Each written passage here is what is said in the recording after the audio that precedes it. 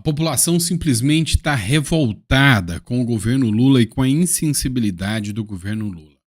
Lembra que no primeiro editorial de hoje eu falei com vocês sobre o caso da Juliana Marins, aquela moça que se acidentou, ficou abandonada lá na Indonésia e que foi encontrada morta? Pois é. O corpo dela foi encontrado e aí foi questionado se o governo ajudaria, né, com o resgate do corpo, né, trazer o corpo aqui para o Brasil. Pois é, a resposta do governo chocou até a galera de esquerda. Outro ponto é uma declaração polêmica. Ataques à Lava Jato feitos pelo ministro do Supremo Tribunal Federal, Gilmar Mendes. E a gente vai comentar sobre isso com você. E por falar em ataque, adivinha só quem é que resolveu entrar agora numa briga sem precedentes? Pois é, o ministro do Supremo Alexandre de Moraes. Dois fatos nós vamos falar sobre o ministro do Supremo. Um deles, que os advogados que participaram das ações dos réus pelo golpe Tabajara estão revoltados com o ministro Alexandre de Moraes, disseram que é um assinte, uma violação, não permitir gravar a cariação e também disseram que ele teve um tom jocoso em relação aos advogados. Agora, não para por aí. Tem uma briga ainda maior. O próprio ministro acaba de declarar guerra contra as big techs e as redes sociais, ao afirmar que elas têm viés político, um modelo de negócio perverso. E aí é hora de regular, quer as redes queiram ou não. Detalhe é, será que o problema é o viés político ou qual viés político? Isso é importante. Cresce ainda o nível de insatisfação do governo Lula em relação à decisão do Hugo Mota de travar, né, agora a votação do projeto que pode sustar o IOF. Outro ponto também é que o caso do rombo do INSS foi parar agora no Supremo Tribunal Federal e o Toffoli enviou ao STF depois de descobrir que tem nomes citados como Onyx Lorenzoni e também Pinato. E a gente vai falar sobre também, né, um resultado eleitoral que deixou o Lula, piradinho da cabeça. E aí a gente já tem uma suspeita do motivo pelo qual o governo Lula está péssimo em popularidade. Pois é, hoje é dia 25, quarta-feira, e esse é o nosso quarto e último editorial do dia. Então é sempre uma honra estar com vocês. Vamos ao nosso almoço com política, tá bom? E não sei se vocês perceberam, né? Tá um pouco diferente aqui a logo, né? Vocês sabem que eu tenho uma parceria com a Gazeta do Povo. Eu gosto muito do conteúdo da Gazeta do Povo. E a gente conseguiu algo inacreditável. 90% de desconto para vocês. Só para vocês, tá? R$ 1,90 nos 6 primeiros meses. E olha, essa oferta vem num momento até simbólico, né? Num momento que o Brasil escancarou para o mundo inteiro, né, um viés, um apreço ao regime autoritário do Irã, deixando claro com quem anda e de onde vêm as inspirações para sufocar a liberdade de expressão do povo brasileiro, né? A liberdade de expressão por aqui. E a gente vê também, né, avanços do Supremo Tribunal Federal. Então, a Gazeta do Povo é um dos poucos jornais que eu tenho coragem de dizer que tem credibilidade com as informações que presta. Então, por isso, consegui essa oferta exclusiva para vocês, só para quem acessar o link aqui, R$ 1,90 por mês, nos 6 primeiros meses. Tá aqui, ó, gazetadopovo.com.br/Sandro, vale muito a pena. É só você clicar no link da descrição ou apontar o seu celular aqui para o QR Code, tá? E feita a publicação, porque realmente eu gosto do jornal, bora para as nossas matérias. É o seguinte, pessoal, a gente falou para vocês sobre o caso da moça que sofreu um acidente, né, a Juliana Marins, e que infelizmente não sobreviveu, depois de 4 dias abandonada lá, né, faleceu. Gerou uma revolta assim, que está deixando muita gente assustada, até a galera da esquerda está se revoltando com o Lula, tamanho a insensibilidade. Olha só, matéria que foi divulgada no jornal R7. O encargo de trazer o corpo de brasileira morta na Indonésia é da família, diz o Itamaraty. Segundo o Ministério, o traslado dos restos mortais de brasileiros falecidos no exterior é custeado para a família. E o Itamaraty nem o governo Lula vão ajudar com nada. Olha, até que seria algo plausível, porque realmente, por regra geral, questões privadas são marcadas pela família, resgate de corpo. Só que assim, a gente acabou de ter uma corrupta sendo transferida por um avião da FAB. Cá entre nós, é absurdo. A Renata Barreto escreveu aqui, os FDP, não sei o que significa não, só vou reproduzir.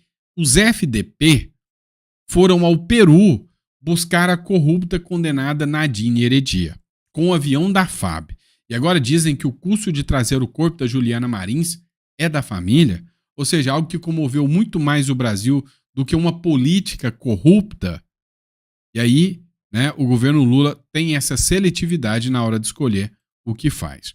O Deltan Dallagnol fez uma publicação aqui também, da Globo, onde ele também escreveu o seguinte: o governo Lula mandou um avião da FAB buscar a primeira-dama do Peru, condenada por corrupção, tudo pago com dinheiro público. Mas trazer o corpo da brasileira Juliana Marins, que perdeu a vida desamparada na Indonésia, quem vai pagar é a família. E está aqui a confirmação por parte do Itamaraty. Entender, ministro André Sadi, novamente aqui, por que um avião da FAB? Sim. Muita gente questionou isso, assim. Por que mandar um avião da FAB custeado pelo Brasil? Como é que funciona esse procedimento? Se o senhor puder explicar para a gente. Olha, é muito simples. O avião da FAB existe para servir ao governo brasileiro em ações dos mais diferentes aspectos, das mais diferentes motivações. Nesse caso específico, foi a única forma em que havia de retirá-la com segurança e rapidez do país, com a concordância do governo peruano. Isso tem que ficar muito claro. E não havia possibilidade que ela viajasse por terra, por mar ou mesmo por avião comercial. E o interesse era de retirar de lá o mais curto prazo possível. Por isso foi feito por um avião da Força Aérea Brasileira. Porque eu fiquei na dúvida, o senhor falou que como o governo peruano com a concordância, se não havia um jeito, então, deles disponibilizarem algum tipo de... um avião comercial. Avião comercial, um custo disso, né? Não é assim, não é assim. Eu queria entender, ministro... Você viu aqui, são questões humanitárias. O asilo, e o avião da FAB foi dado com questões humanitárias. Não é para a brasileira que morreu, foi para a corrupta do Peru que eles mandaram buscar. Então, se é por critérios humanitários, será que buscar o corpo da família que não tem condição não é critérios humanitários? E aí, não bastasse, o presidente da Comissão de Assuntos Internacionais da Câmara dos Deputados, que é o Felipe Barros, ele externou a sua revolta em relação a isso. Escuta só. É revoltante a nota do Itamaraty dizendo que o custo para trazer o corpo da brasileira Juliana Marins lá da Indonésia para o Brasil é de sua própria família. O mesmo Itamaraty, que diga-se de passagem, custeou através de um avião da FAB, mandou um avião da FAB lá para o Peru buscar uma corrupta, que é a ex-primeira-dama do Peru, Nadine Heredia, e voltou com ela para o Brasil num asilo diplomático que é questionável juridicamente e moralmente. Aliás, o Itamaraty, que já foi omisso no resgate da própria brasileira Juliana Marins lá na Indonésia. Agora, esse mesmo Itamaraty se recusa a trazer o corpo dela para o Brasil, dizendo que esses custos são da sua própria família. Por isso que nesse exato momento, eu acabei de designar a deputada Carla Dickson como relatora do projeto de lei 338 de 2015, que está lá na Comissão de Relações Exteriores e Defesa Nacional. Esse projeto de lei é de autoria da deputada Giovânia de Sá, que obriga o Itamaraty a trazer o corpo de brasileiros que morram fora do país, quando as famílias desses brasileiros não tiverem recursos, obriga o Itamaraty a trazer os corpos de volta para o Brasil. Nós vamos votar esse projeto na próxima semana. Pois é, o que a gente precisa entender, tá? É um custo. E não estou dizendo para vocês que eu concordo com esse projeto de lei, tá? Eu acho que é um custo e concordo que o custo de resgate tem que ser da família. Não concordo com o Itamaraty falar que o custo para trazer a Nadine Heredia é humanitário e o de buscar essa moça não é humanitário. Até porque essa lei tem que ter muitos critérios, porque, por exemplo, tem milhares de membros do comando vermelho do primeiro comando da capital que estão fora e que podem se envolver em encrenca lá fora e nós vamos ter que bancar isso? Também não concordo. Agora, eu acho que tem que ter critérios muito amplos, dizendo que quando for questão humanitária, caso como esse, e aí, já que o próprio governo abriu exceção, deveria buscar, tá? Então, acho que a Câmara dos Deputados também tá surfando em cima de uma onda para pagar de bonitão também, tá? Vocês sabem que eu sou sincerão, agrade ou não agrade, pode me criticar também, que você também, eu sei que se você me assiste é porque você é sincerão, mas a grande realidade é que o governo foi errado, né, em buscar Nadine Heredia. Se era por questão humanitária, existe essa exceção, e o corpo da Juliana Marins é uma exceção, é óbvio que poderia buscar. Agora, uma lei que declara que o Brasil tem que buscar todo o corpo de quem falece lá fora, aí alto lá, porque o negócio tem que ser mais discutido, tem que ser mais pensado. Estou errado? Pode me criticar se eu estiver errado, tá tudo bem. Vamos lá, pessoal. Outro ponto que a gente precisa discutir aqui. Ministro Gilmar Mendes. Pois é, o Gilmar Mendes, ele é contrário a abusos judiciais. Ele acha que abuso judicial é algo abominável, quando não é do STF, né? Porque o Gilmar Mendes negou abusos nas prisões do 8 de janeiro. Para ele, não teve abuso nenhum, tá? O fato da competência jamais poder ser do Supremo Tribunal Federal não é abuso. O fato de um ministro que odeia bolsonaristas ter julgado todos não é abuso. O fato de uma mulher que escreveu Perdeu Mané numa estátua ter sido condenada a 14 anos, enquanto eu noticio uma mulher que matou um deficiente com tijolada, roubou os bens dele, levou para casa, que pega 6 anos em regime semiaberto, não dá pra gente falar que isso é normal, né? É comum, mas não é normal. Você sabe a diferença, né? Comum é aquilo que acontece sempre, mas mesmo que seja comum, você tem que entender que isso está fora da normalidade jurídica e moral. E aí ele diz que a Lava Jato, essa sim, não se compara. A gente estava falando de corruptos, bandidos que roubaram milhões e bilhões do povo brasileiro.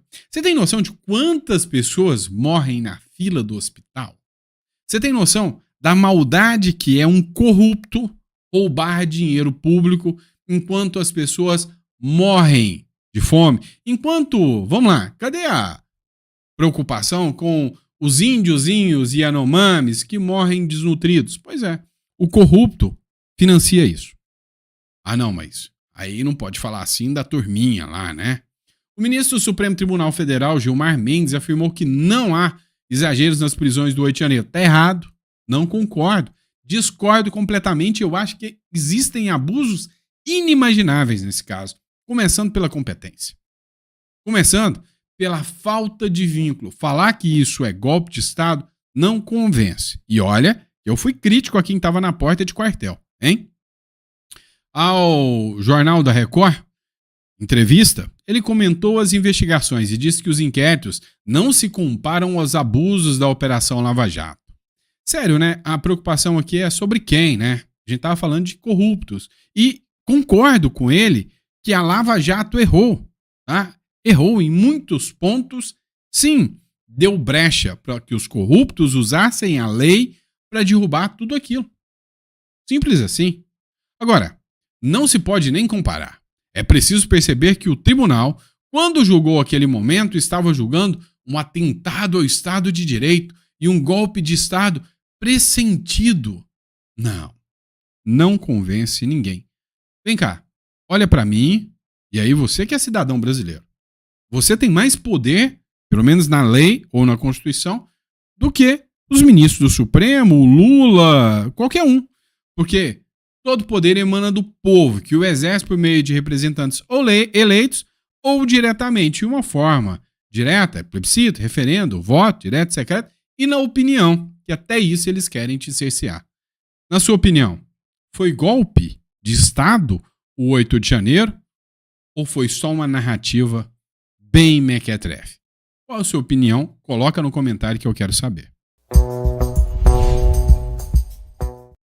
Mas vem cá, os motivos estão muito escancarados. Tá fácil de entender o porquê. Se você observar aqui, dá uma olhada. As Big Techs têm ideologia e seu modelo de negócios é perverso. Quem disse isso? Ministro Alexandre de Moraes, que participou da Global Fact, evento internacional de checagem de fatos com apoio, adivinha, da UOL Confere. Eles, né, que vivem sendo checados aí, não gostam nem um pouquinho quando isso acontece. Mas assim, aos poucos, tudo está se esclarecendo. O ministro do Supremo Tribunal Federal, Alexandre de Moraes, disse que as redes sociais têm, abre aspas, gigantesco para que você possa ler e entender, viés político e um modelo de negócios perverso. Quando você vê um ministro falando que o viés é político, o problema é, todos têm, todos tiveram. Só que talvez não seja o viés político que eles querem que tenha. Porque se você olhar a maioria dos jornais, a UOL que lá estava trabalhando com a checagem dos fatos, meu amigo, eles têm viés político. E muito. E o modelo é perverso. E muito. Mas ninguém está querendo checar ou regular eles, né? Por enquanto. Por enquanto. Porque a hora que eles começarem a denunciar coisas que não deviam, checa. Porque eles são perversos, né?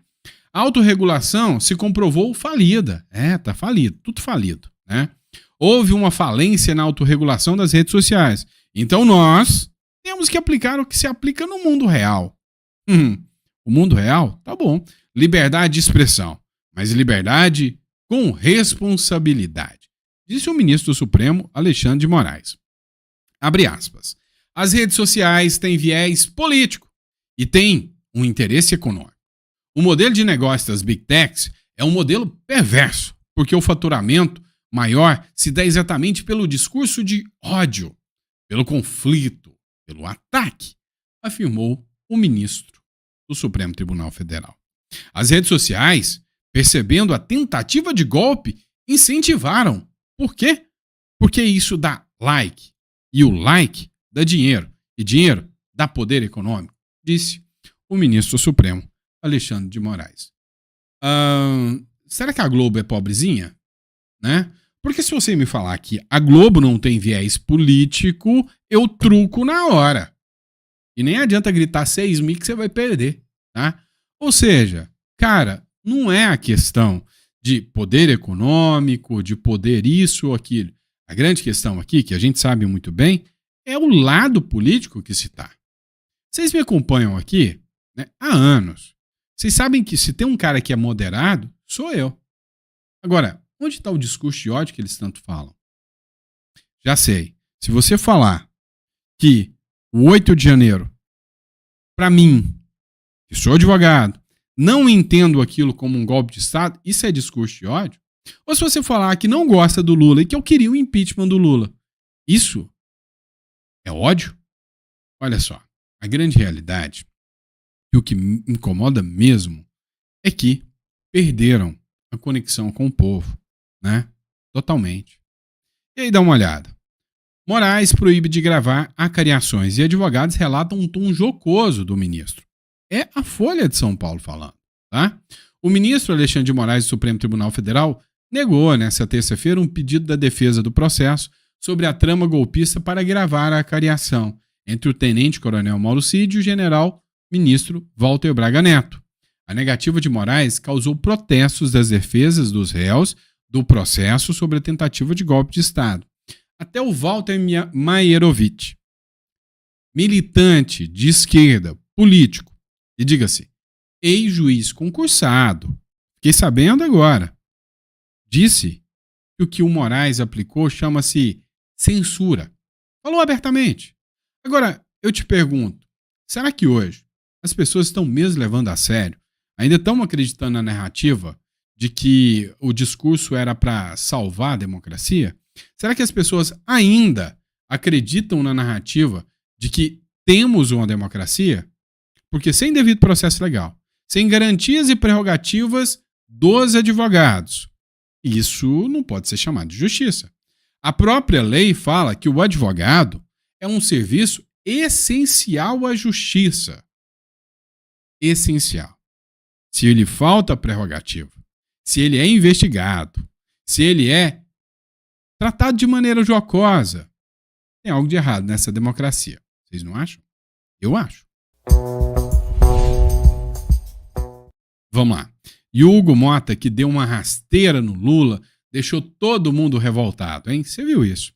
O que o Hugo Mota fez? O Hugo Mota, de última hora, anunciou pelas redes sociais: ô Lula, você tá querendo mais dinheiro com o IOF? Vou derrubar hoje. Já marquei a votação. E aí, tá todo mundo se mobilizando para fazer pressão em cima dos deputados, para os deputados votarem a favor e derrubarem mais aumento de imposto do Lula. A decisão da Câmara pegou todo mundo de surpresa. Até a oposição não esperava isso. Já tinha todo mundo perdido até a esperança com o Hugo Mota. De repente, o Hugo Mota vem e, vral, dá uma dessa. A decisão de Mota de votar o IOF pega o governo e até a oposição de surpresa. Já estão falando até em derrubar o Haddad. Já pensou nisso? Hã? Ou seja, para quem não gosta de pagar imposto, palmas para o Hugo Mota. Parabéns, Hugo Mota. Eu não gosto de pagar imposto, porque eu sei que eu estou financiando e bancando um monte de gente que não está nem aí com a população brasileira, que só pensa em dinheiro. Só pensa naquilo, como diria a Dona Bela. Mas vamos lá.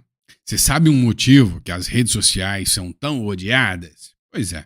Talvez é porque a galera que eles gostam, o povo já está perdendo a paciência, né? Olha só. Paraná Pesquisas. Lula perde para Bolsonaro e tem empate técnico com Tarcísio e Michele Bolsonaro. Mas será mesmo? Olha só, o Bolsonaro está sendo muito pressionado. Vocês vão entender por quê. Num primeiro cenário, é interessante a gente assistir esse primeiro cenário. O Jair Bolsonaro teria 46% dos votos. Lula teria 39% dos votos, ou seja, quase 7 votos, 7 pontos de diferença. Só tem um pequeno detalhe: o Bolsonaro está inelegível pelo TSE. Ou seja, o povo quer ele, mas ele não pode porque o TSE, não deixa. Que coisa, não? Que coisa, não? Democrático pra caramba. Cenário 2, Michele Bolsonaro. Sim, 44,4%. Lula, 40,6%. Vem cá, vamos continuar. Peraí, tem um terceiro cenário. E o terceiro cenário vai te impressionar. Tarcísio, dá 43,6%. O Lula, 40,1%. Então pede pro Bolsonaro, pra Michele, pro Tarcísio. Olha só. Mas para eles isso chama empate técnico. Agora tem o Eduardo Bolsonaro. Pois é, pro Eduardo Bolsonaro o Lula ganha. Você acredita? Vem cá, entre Lula e Eduardo Bolsonaro, em quem você apostaria as fichas? Em quem você votaria? Eu acho que eu sei a resposta. E não é bem isso aqui, né? Deixa no comentário em quem você votaria que eu quero saber. Cenário 5. Lula e Flávio Bolsonaro. Eu nem gosto do Flávio Bolsonaro e votaria nele contra o Lula. Olha só, mas não gosto dele não, vocês sabem disso, não sou mentiroso. Vamos lá, cenário 6. Lula ganharia do Rogério Marinho. Só se o brasileiro for muito burro, mas tem que ser uma anta, uma besta quadrada para trocar um cara técnico, preparado, altamente eficaz, como o Rogério Marinho, a Lula. É o Lula, né? Vamos lá, outro cenário. Pessoal do Paraná, me ajuda, não é possível, né? Lula, 41% e o Ratinho, 37%. Vocês acreditam nisso aí, né? Quero saber de vocês se vocês acreditam. Deixa eu até ampliar aqui para ficar mais fácil, né? Eu acho que vocês não acreditam muito nisso, não. Não, aqui não vai dar certo, tá? Deixa eu ver se assim dá. Também não. Então vai ficar assim mesmo, tá? Também sei que vocês não acreditam muito nisso, né? Aí vem o Lula com o Caiado. Pois é, com o Caiado também dá banho no Caiado. Eu sei que você não gosta do Caiado. Olha pra mim. Muitos de vocês nem gostam do Caiado. Mas entre Lula e o Caiado, quem que você vota? Não tem ninguém. O Bolsonaro tá apoiando o Caiado. Tem o Lula e o Caiado no segundo turno. Em quem você vota? Você não vai me falar que você vota branco, não, né? Nem nulo. Você é isentão a esse ponto, não. Então, assim, não me convence mesmo essas pesquisas. E eu acho que eu sei muito bem que o Lula perderia, tá? Mas vamos lá, matéria do Pleno News. Colunista do Globo afirma que Bolsonaro perdeu e que vai ser preso. Meu amigo. A galera do Globo disse o seguinte, que o Bolsonaro não vai ganhar. Por quê? Porque embora as pesquisas digam que ele poderia até ganhar, ele está inelegível. E o segundo colocado, que seria Michele, não tem o apoio necessário. E aí, ele tem uma aposta. E aí, é onde me deixa com a pulga atrás da orelha, tá? É o seguinte, tá todo mundo pressionando o Bolsonaro, totalmente, até a Globo. A Globo já tem um preferido agora, e me parece que não é o Lula, tá? Tem um outro nome, chamado Tarcísio de Freitas. O Globo. O futuro assusta Bolsonaro.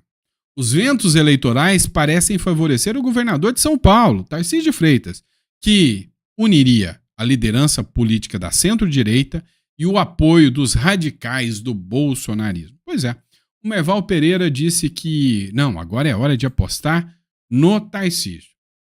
O Globo, a Folha de São Paulo, o Estadão, todo mundo quer o Bolsonaro longe e querem apostar no Tarcísio.